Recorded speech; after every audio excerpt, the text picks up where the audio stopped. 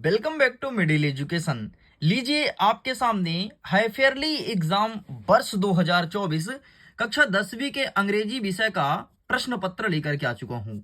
जैसे कि आप सबको पता है, आपकी है फेयरली एग्जाम का प्रश्न पत्र दो सेटों में आएगा। एक रहेगा आपका सेट नंबर 1 और दूसरा रहेगा सेट नंबर 2 या फिर बी। एक या दो भी लिख हो सकता है, कोई बड़ी बात नहीं है। तो दोनों सेटों के क्वेश्चन से डिफरेंट डिफरेंट रहेंगे। आपके जिले में कौन सा सेट आएगा ये अभी निर्धारित नहीं है, कोई भी सेट आ सकता है। मिडिल एजुकेशन आपके बेहतरीन तैयारी के लिए सोशल साइंस का डेली 8 बजे लाइव क्लास लेता था। मैं उम्मीद करता हूं आपके सोशल साइंस का पेपर बहुत ही अच्छा गया होगा। और अब बारी है अंग्रेजी की। देख यार, अंग्रेजी में जितने तगड़े कंटेंट हो सकते हैं ना, सब कुछ मैं एग्जाम के पहले ही अपलोड कर दिया हूं। और आपके सामने मिडिल एजुकेशन अब दो सेटों में पेपर लेकर के आ रहा है, जो कि प्रैक्टिस करने के लिए बहुत ज्यादा इंपॉर्टेंट है। अगर आप मिडिल एजुकेशन द्वारा बताए हुए प्रैक्टिस पेपर को बहुत अच्छे से प्रैक्टिस कर लेते हो, डेफिनेटली एग्जाम में टॉप करोगे। इसका set number A already upload है, ये आपके सामने रहा सेट नंबर बी। अगर आपने सेट नंबर ए को नहीं देखा है तो प्लेलिस्ट बना है, जा करके देख लो, गलती मत करना। क्योंकि बहुत से बच्चे एक सेट देख करके गए हैं और उनको लॉस का सामना करना पड़ रहा है। आज मैसेज करके बोल रहे हैं कि काश मैं दोनों सेट को पढ़ लिया होता, आज मेरे अच्छे नंबर होते। तो तुम ये गलती मत करना। बाकी तुम्हें अगर मेरे ऊपर भरोसा नहीं है, मुझे पहली बार देख रहे हो, तो जाओ इंस्टाग्राम पर और चेक करो बच्चों के कमेंट को। इंस्टाग्राम पर कमेंट मिलेगा, तुमको पता चलेगा कि मिडिल एजुकेशन क्या चीज है, किस प्रकार से कंटेंट प्रोवाइड कराता है एंड किस प्रकार से आपके एग्जाम के लिए बेहतरीन तैयारी करवाता है। अब देखो स्टूडेंट, इन सारे क्वेश्चंस को बढ़िया आसान भाषा में समझने वाले हैं। पहला नंबर कह रहा है ऑल क्वेश्चन आर कंपलसरी, मतलब सभी प्रश्न को हल करना अनिवार्य है, जो कि हम करेंगे। दूसरा नंबर कहता है कि marks of questions are given against them, मतलब कौन सा प्रश्न कितने नंबर का है, प्रत्येक प्रश्न के सम्मुख दिया गया है। यहां पर लिखा है section number A reading comprehensive, मतलब सेक्शन नंबर ए में कुछ नहीं, सिंपल सा पैसेज आएगा, पैसेज पढ़ के उत्तर देना है। प्रश्न क्रमांक 1 कह रहा है read the following passage carefully and answer the questions given below, मतलब प्रश्न को पढ़ना है, जो प्रश्न पूछा उसका उत्तर देना है। I have heard about a man who was scene is seen as a great salesman. His company was very proud of him. The company dealing in real estate and had been unable to sell a big plot, मतलब कोई company है जो कि real estate मतलब plot वगैरह बेचने काम करे, उसके ऊपर पैसे लिखा गया है। तो पैसे तो हम नहीं पढ़ेंगे, हम सीधे आंसर की तरफ आगे बढ़ते हैं। क्वेश्चन का आंसर मैंने पढ़ पढ़ के निकाल लिया है, ठीक है। मैं उम्मीद करता हूं पैसेज किसके ऊपर है ये समझ गया होगी। तो प्लॉट वॉट के बेचने और खरीदने के ऊपर पैसे लिखा है। यहां से हमारे क्वेश्चन स्टार्ट होते हैं। What did the salesman sell to the buyer in the story? ये प्रश्न पूछा है। यहाँ पर ऑप्शन देखो, a house, A pilot, A plot of land, यहाँ पर 2 बोट्स लिखा है, अ मैप। तो भाई साहब सेल्समैन किसको बेचने की बात कर रहा है, तो वो घर को बना बना करके बेच रहा है, मतलब ये स्टोरी घर बना करके बेचने के ऊपर लिखा गया है। तो इसका सही आंसर लगाओगे ऑप्शन नंबर ए, ठीक है। आगे बढ़ते हैं। प्रश्न क्रमांक 2 कह रहा है कि why did the buyer request a return from the company. यहां पर कई सारे ऑप्शन है, जैसे देखो द सेल्समैन डिसीव्ड हिम, और द लैंड वाज इंटेल, फिर the plot was under water, या फिर ही चेंज हिज माइंड। यहां पर कई सारे हैं, तो इसका सही आंसर लगाओगे ऑप्शन नंबर बी, आपका सही उत्तर हो जाएगा। आगे बढ़ते हैं। तीसरा नंबर कहता है how did the salesman convince the buyer to keep the plot deposit the flooding, ये चीज बोला है। तो यहां पर भी कई सारे ऑप्शन है, जैसे देखो ऑफर्ड अ रिटर्न, ठीक है, promised a lake place, give him a discount, suggest building a sky keepers। तो इसका सही आंसर हो जाएगा ऑप्शन नंबर ए, ये इस करेक्ट आंसर। तो ये आपका सही उत्तर है। चलिए पेज को पलटते हैं, आगे के क्वेश्चंस को कवर करते हैं। आगे कह रहा है प्रश्न क्रमांक 4, what does the story suggest about the boat the salesman sold to the buyer. ये प्रश्न पूछा है, तो इसका सही आंसर क्या होगा option number A, they was valuable is correct answer. आगे बढ़ते हैं, 5वां नंबर कहता है according to the story what was humanity been sold the centers. ठीक है, तो यहाँ पर पहला नंबर कहता है मैप्स, दूसरा नंबर कहता है शॉर्टकट्स, तीसरा नंबर कह रहा है आपका बेलिट्स एंड डोमास, एंड थर्ड नंबर कह रहा है हाउसेस। इसका सही आंसर लगाओगे option number A, maps is correct answer. इस प्रकार से ये सारे क्वेश्चंस होते हैं कंप्लीट।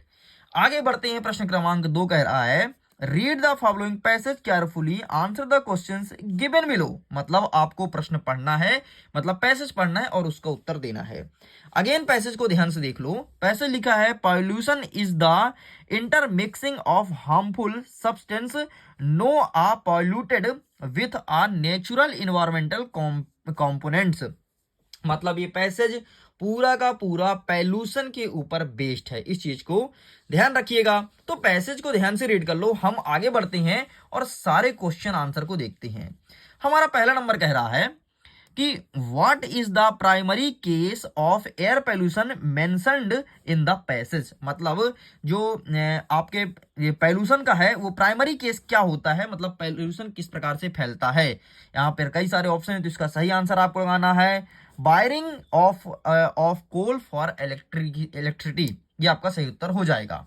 दूसरा नंबर कहता है which from the pollution is not visual but can damage our air. यहाँ पर कई सारे ऑप्शन जैसे वाटर पॉल्यूशन, सॉइल पॉल्यूशन, मतलब ऐसा कौन सा पॉल्यूशन है जिससे तुम्हारे कान को डैमेज करता है, मतलब कान को नुकसान पहुंचाता है। तो क्या पानी वाला पॉल्यूशन पहुंचाता है, फिर मिट्टी वाला, या फिर नॉइस वाला, आवाज वाला, या फिर एयर पॉल्यूशन, हवा वाला। तो यार बच्चे को पता है अगर कान डैमेज होगा तो उसके लिए तुम्हारे लिए कौन सा नॉइस पॉल्यूशन ज्यादा सही होगा। तो इसका सही आंसर लगाएंगे noise pollution is correct answer.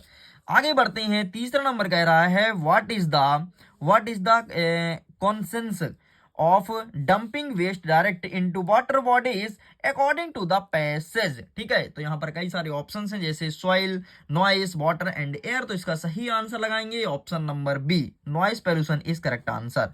एक सेकंड, वाटर बॉडीज बोला है, ठीक है, waste directly water bodies according to the passage. Passage के अनुसार वाटर बॉडी पर क्या डाला जाता है, ये चीज बोला है।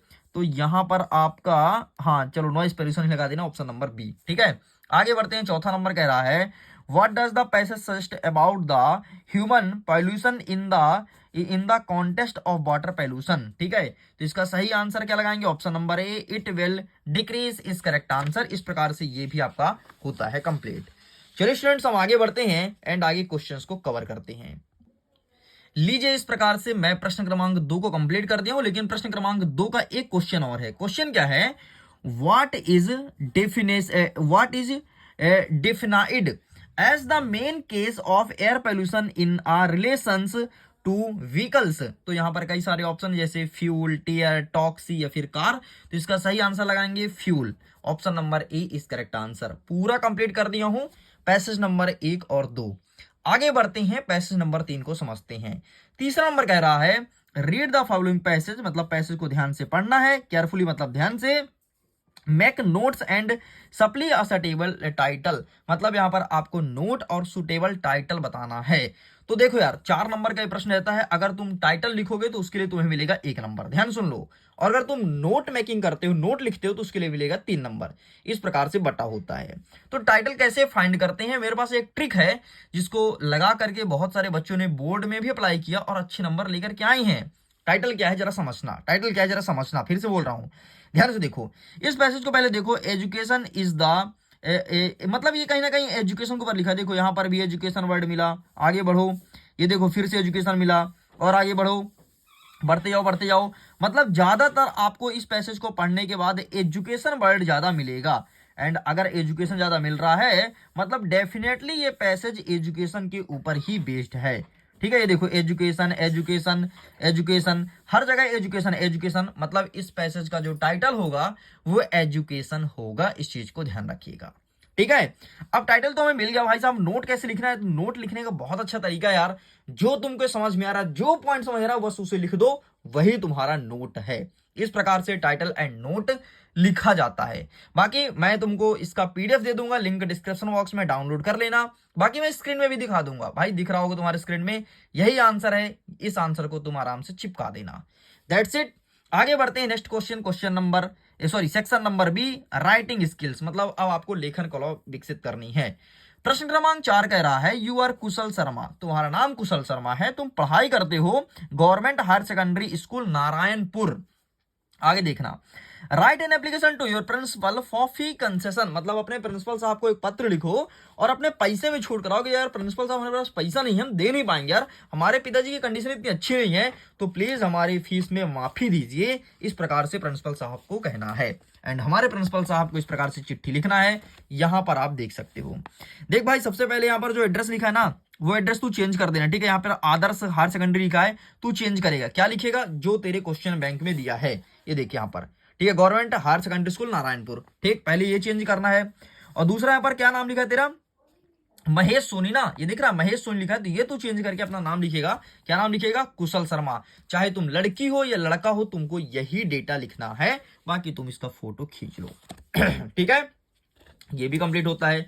चलो साइड करते हैं, आगे बढ़ते हैं, अथवा वाला देखते हैं। अथवा में कहता है कि यू आर नीरज चौहान, तुम्हारा नाम नीरज चौहान है, तुम कहां रहते हो, A53 बसंत विहार ग्वालियर में रहते हो। Write a letter to your friend, अपने दोस्त को पत्र लिखो। अटेंड योर बर्थडे पार्टी, और जन्मदिन के लिए आमंत्रित करो कि भाई मेरा बर्थडे है और तू भी आ जाना, तू भी केक खाना, मैं केक काटूंगा। इस प्रकार से तुम्हें लिखना है, लेकिन अंग्रेजी में लिखना है भाई साहब। क्या लिखेंगे, मैं स्क्रीन के ऊपर रख रहा हूं, ये देखो। एड्रेस चेंज करना, जो एड्रेस यहाँ पर लिखा है 50 रतलाम रोड, ये लिखा है ना नीमच, ये तुम चेंज करके ग्वालियर का एड्रेस लिखोगे जो तुम्हारे क्वेश्चन बैंक में दिया है। ये सब लिखने के बाद यहां पर आपको अंतिम में क्या लिखना है कि योर एज एवरी, और अपना नाम लिखना है यहाँ पर दीपू, ठीक है। तो दीपू के स्थान में क्या लिखोगे, ये लिखोगे नीरज चौहान। अब देखो बहुत सारे बच्चों को मैंने प्रश्न उठेगा कि साहब यहां पर भी तो नाम दिया है डियर सुमित, तो क्या यहां का चेंज करना है, नहीं करना है, ये तुम्हारे मित्र का नाम है, ठीक, तो ये तुम रहने देना इसे, बस वहीं पे चेंज करना है जहां जहां बताया हूं। तो इस प्रकार से स्टूडेंट मैंने प्रश्न क्रमांक 4 तक कंप्लीट कर दिया हूं। एक और प्रश्न देख लो, प्रश्न क्रमांक 5। फिर इस वीडियो को मुझे यहीं पर स्टॉप करना पड़ेगा क्योंकि वीडियो बहुत ज्यादा लॉन्ग हो रहा है। इसका रीजन एक मैं समझा करके बता रहा हूं, और मिडिल एजुकेशन के वीडियो से पढ़ के जाओगे डेफिनेटली तुम्हारे अच्छे नंबर आएंगे। 5वां नंबर देखो, right an essay on the anyone, किसी एक पर ऐसे लिखना है 150 वर्ड्स, 150 शब्दों में। तो हम देख लेते हैं भाई इंपॉर्टेंट ट्री और पेड़, सच में मुझे बहुत अच्छा लगता है भाई, पेड़ बहुत जरूरी भी है, ठीक। तो ये रहा भाई साहब आपके सामने इंपॉर्टेंट ट्री, सॉरी ये तो गेम है ना, गेम और पेड़ बहुत जरूरी है। ये रहा इंपॉर्टेंट ट्री, देखो 2022 और 24 में पूछा है, डेफिनेटली इस बार तुम्हारे एग्जाम में आएगा। फाइनल एग्जाम की बात कर रहा हूं यार, अरे अर्धवार्षिक तो छोटे मोटे चीज है, फाइनल एग्जाम में सीधे मिडिल एजुकेशन फायर करता है। ये सब तो बच्चे हैं, इनको जीने खाने दो। चलिए, तो इस प्रकार से मिडिल एजुकेशन अपने वीडियो को एंड करता है। लिंक डिस्क्रिप्शन बॉक्स में है, जाकर के पीडीएफ को डाउनलोड कीजिए। इंस्टाग्राम टेलीग्राम पर जरूर जुड़ना, बहुत फायदा मिल रहा है। और एक बार तुम इंस्टाग्राम पर जाओ, वहां कुछ अलग ही चल रहा है यार, अलग ही दुनिया है वो, एक बार जुड़ो तो फायदा मिलेगा। ओके, बाय बाय, जल्दी मिलते हैं सेकंड पार्ट में, आगे क्वेश्चंस को कवर करेंगे।